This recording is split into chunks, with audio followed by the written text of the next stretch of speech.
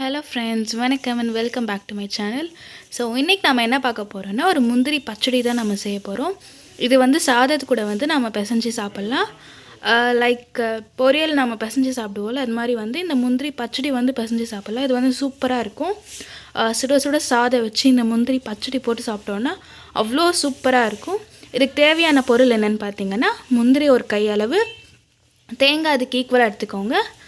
ஒரு சின்ன கப்பு, ஒரு 2 டேபிள் ஸ்பூன் வச்சுப்போமே, அந்த 2 டேபிள் ஸ்பூன் அளவு சீரகம், தேவையான உப்பு, அப்புறமா ஒரு 4 பச்சை மிளகா, அப்புறமா வந்து நமக்கு வந்து தயிர் வந்து கொஞ்சமாக தேவைப்படும். ஸோ தயிர் எடுத்துக்கோங்க. ஸோ இப்போ இது எல்லாமே தயிர் மட்டும் இல்லாமல் இப்போது இங்கே இருக்கிற இன்க்ரீடியன்ட்ஸ் மட்டும் நம்ம வந்து மிக்சியில் போட்டு அரைக்க போகிறோம். அதுக்கப்புறமா உங்களுக்கு காட்டுறேன். ஸோ நான் மிக்சியில் அரைக்க சொன்னதெல்லாம் இப்போ நான் அரைச்சிட்டேன். அதுக்கப்புறமா தயிர் வச்சுருந்தால அது ரெண்டுமே மிக்ஸ் பண்ணிவிட்டு ஒரு பவுலில் வச்சுருக்க பாருங்கள். அது கூட சூடான சாதம் வச்சு சாப்பிட்டோன்னா சூப்பராக இருக்கும். வீட்டில் ட்ரை பண்ணிவிட்டு மறக்காமல் எப்படி இருந்ததுன்னு கமெண்ட்ஸில் சொல்லுங்கள். தேங்க்யூ.